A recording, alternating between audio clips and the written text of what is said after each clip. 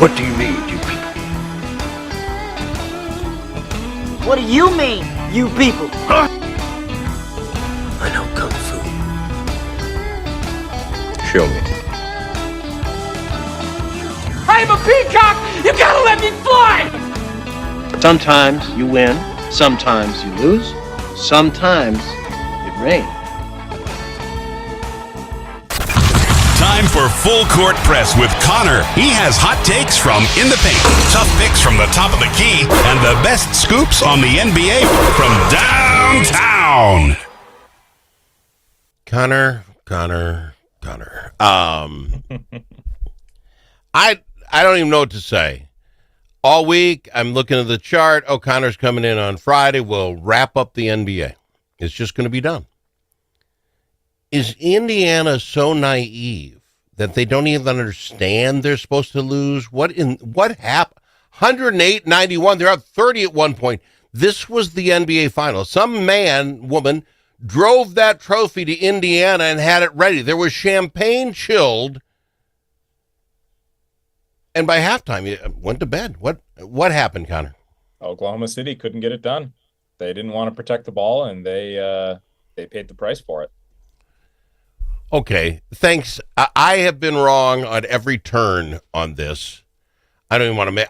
Do you see myself? I'm not making a pick for Sunday. I just can't. Oklahoma City has to win. It's at home. They're the better team. They have the better players. Halliburton's hurt. Halliburton was hurt yesterday. He didn't seem to know it. Yeah, no one got him a memo on that. That's true.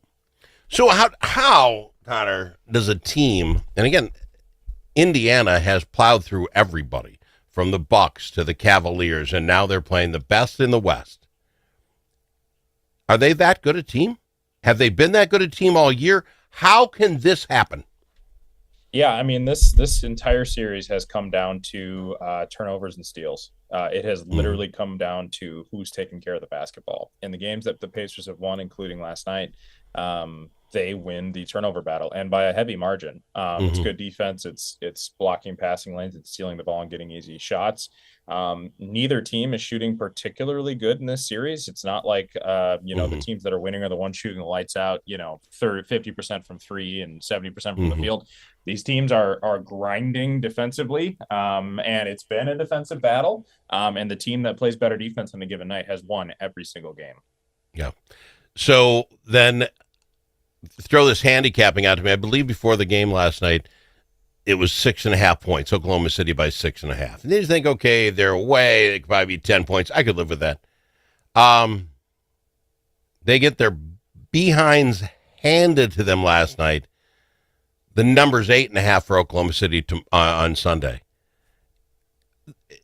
How many times do we, the guys who go out here and pretend we can talk about this, be wrong?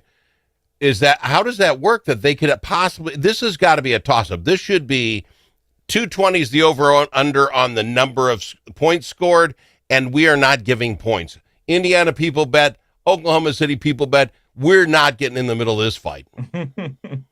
Yeah, I mean, I think the hat has to be tipped to Oklahoma City. Like you said, better team on paper. They're at home, but the bottom line is, again, Indiana has nothing to lose. Again, neither of these teams have ever done this before. They're both young, no real finals experience. And so, maybe the hat gets tipped to the team that has nothing to lose, that no one's expecting anything of, and they have been the underdog and have been expected to lose every single series so far in the playoffs. Milwaukee, Cleveland, New York, and here they are, bringing the best team in the NBA to 7 games. So, it really makes Minnesota look a little bit shysty, doesn't it? What does momentum do for them? I mean, this game, nothing went wrong for Indiana. They crushed it. They have to have momentum going in, and I know that OKC is, we're going back to our home, and we're going to have time, and they're professionals, and they'll let one game get to them, and it's 48 minutes. All the cliche crap. But let's be honest, Indiana has no reason to think they can't win. You can yell that's at their house. Okay, people are going to be screaming at you, but you just crush them at home. Who's got the most? Yeah, The only thing that's going to allow Indiana to win is a big momentum shift. How that first quarter goes is going to be huge, but frankly, how the third quarter goes is going to be the thing that decides the game more than likely. If Indiana gets a couple steals and splashes some threes like they've done many times in this playoff, run here, it's incredible how you can feel, palpably feel the energy sink and get sucked out of the other team. And that's the interesting part, watching these comeback games, watching these games where they just pour it on like this last one. Frankly, Oklahoma City never really had a chance. They were up early, and then the momentum happened, and it was just a wave of an overwhelming wave from the Pacers. It's interesting to then look at the stat book and realize the stat sheet and realize that Indiana hasn't really shot the ball that well. No. It feels like it, but really not crazy good. Better than Oklahoma City, but the momentum is what it's going to be, and it's not necessarily, I think, going to come from this last game. Although I think Indiana at this point should believe that they can beat Oklahoma City. Oklahoma City will come out hard in that first quarter. It's just a matter of, can Indiana find their footing like they have so many times already this season and come back and capture it. All right. I think, should this go south for OKC, well, heavens, the facts are we're at this point. I'm going to point to you. Games get blown out. They've been doing this a couple times.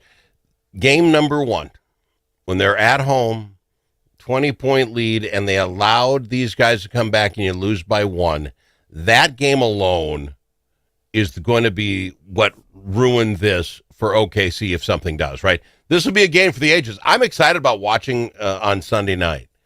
One way or the other, someone's going to win, I get it. But would you agree with me that quarter that they let drop could be the reason they don't get their first championship?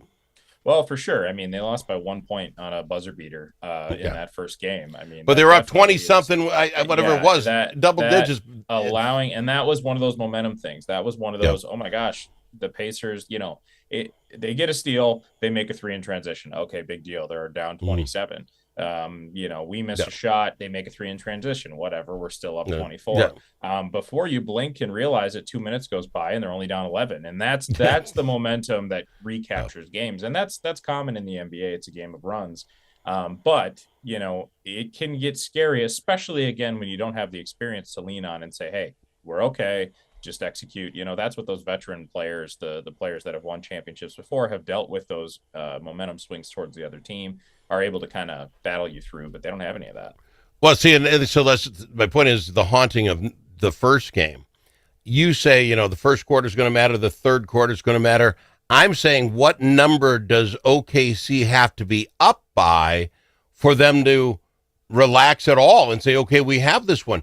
20 is not enough, right? I mean, if the fourth quarter still has 20 points, I don't think Indiana knows they're done, right? I mean, that's the problem. Yeah, not unless Oklahoma City takes care of the ball. Again, they can't have 24 turnovers. If you have 24 turnovers, you don't deserve to win the basketball game. If the Pacers steal the ball 15 times, you don't deserve to win the basketball game. So, any lead is safe and any lead is not safe, I guess, if you're going to then become really sloppy like they have had the tendency to do. And that's partially due to Indiana having great defense also. I guess what I'm saying, though, is if Indiana's down 20, they're not out of a ball game. If this ball game is close, it's a 6-point thing. I think the momentum is already in Indiana's pocket because Oklahoma's like, oh, crap, they're right there. We know they can go to a 10-point run in a second and a half. I guess my point is, I believe Oklahoma City has more mental stuff to get through than Indiana. If no lead is enough, we're at 30, we can relax. No, you know that better. You're only at 6. Oh, crap, only 6, that's not enough. You know what I'm saying? Does that make any sense? That they have the mental crap. True. I think it's very true. Again, that comes with not having anything to lose. Indiana's the 4 seed from the weak East. I mean, they aren't supposed to be here. They've already way outperformed. They've already outperformed in the finals. They should have been 4-0 or 4-1. Yeah. I mean, that's what everyone thought. That's what we thought would probably happen. They've got nothing to lose, and so honestly, they can play super free. And also, they're playing so deep. I mean, they're stars. They get the Sometimes rest. they The go bench. for 40. Sometimes they go for 12, 14, and then their bench player gets 20. I mean, Oklahoma City, if Gilgeous Alexander doesn't have 30 points plus, they're going to lose. That is just a simple fact. So it's very different teams, very different basketball. It'll be interesting to see who is able to kind of rise above all the emotion and all the drama of Game 7 in the NBA Finals. Who's Obi Tobin? 20 points off the. Who is this kid? Who's Obi? He was with the Knicks when he got drafted, if I remember correctly, and was supposed to be a really athletic, great player. Didn't really shape up, and I'm really happy to actually see him with the Pacers and getting some meaningful minutes. Several times in the playoffs, he's gone and had a putback dunk, off the cylinder, flying through the air. He's a high flyer, really athletic, and 20 points. Yeah. That's a career. That's him always saying I was in and I got 20 in the finals. We got to go to break. When we come back, I'm going to ask you a couple of questions about some other stuff going on in the NBA. Dust from livestock buildings can be harmful to your animals and to you. Coughing animals can lead to costly vet visits and other serious health problems. Now there's an environmentally safe solution for your dust problems. It's called DustLock.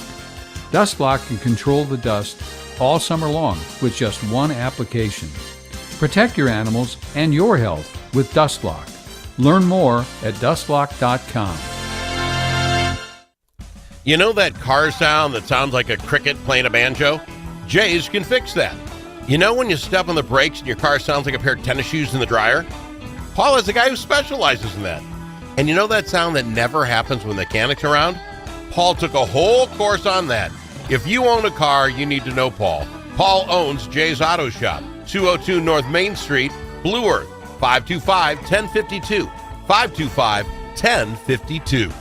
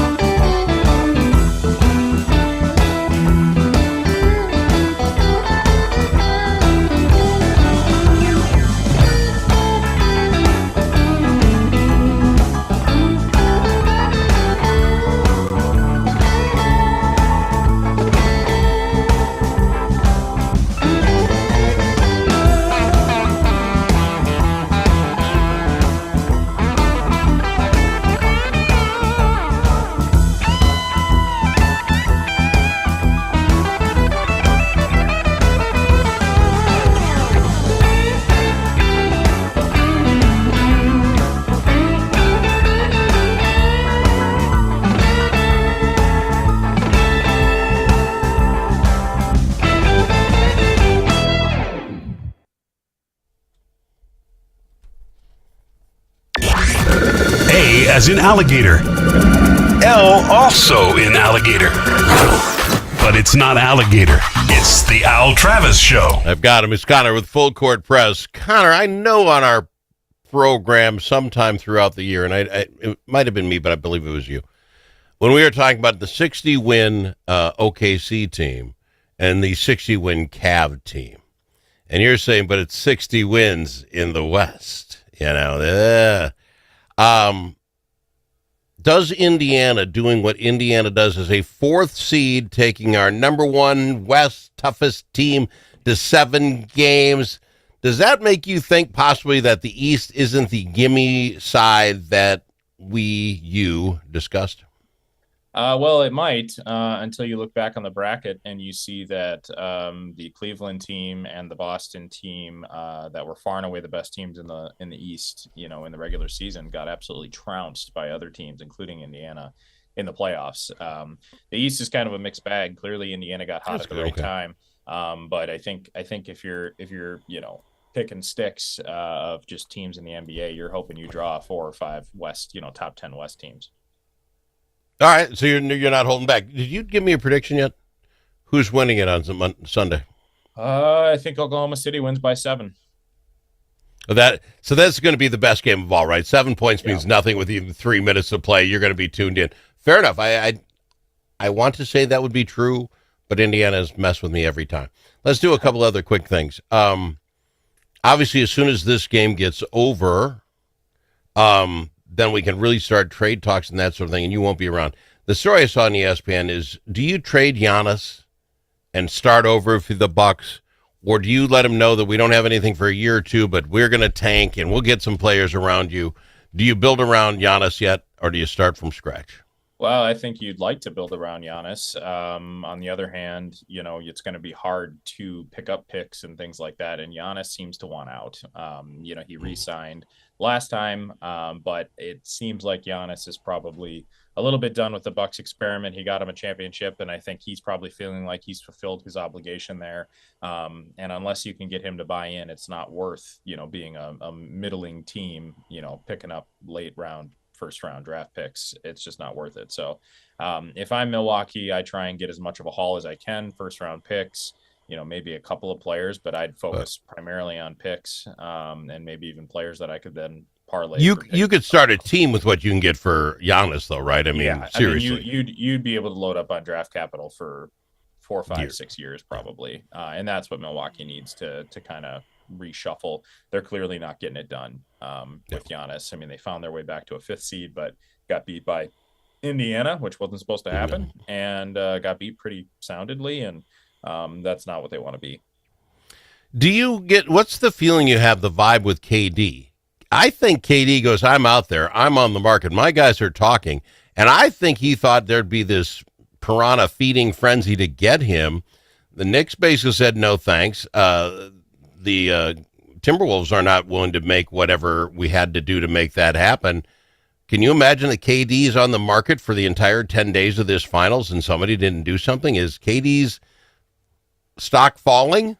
It's for sure falling, and it's fallen. I mean, he's not the KD of 5 teams ago. The last time he actually had success was when he was with Golden State, and he played as the best player on that team, but everybody knew he wasn't the best player on that team.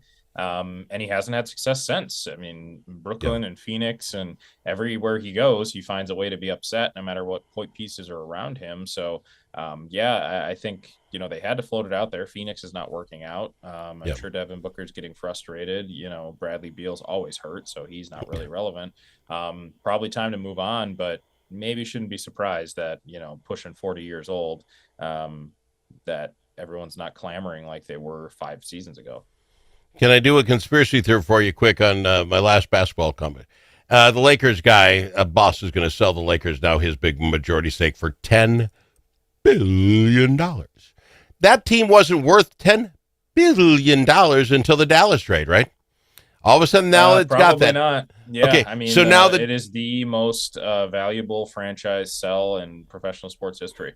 So the NBA lets that happen. They artificially, because the trade made no sense, it goes up. I would tell you that every NBA team now is probably worth more because the last sale was $10 billion. It's this. I'm telling you, I think the NBA let this thing happen, this horrible trade, to do exactly what just happened. Buss wanted out. Yeah, it certainly didn't hurt the Lakers' value. That's for sure. I mean, probably a top 2 young player in the league and going to be playing for another 10 plus years. And it's already the most storied franchise in the league in LA. It's a perfect storm. And I'm sure none of the governors or owners are upset about it. Well, that's what I'm saying. And then what does the Mavs get out of the whole thing? Well, they suck so bad that they get Cooper Kupp or whatever that kid's name is, right? So they'll do okay. All right. Yep, exactly. We got to fly. I'm sorry. I thought we'd be done this week talking about how well OKC did. Can I get you back here next week to bust down the game? Yep. We'll see you next week. Appreciate it. They crown a champion. Connor's Full Court Press on the Al Travis Show. Dust from livestock buildings can be harmful to your animals and to you.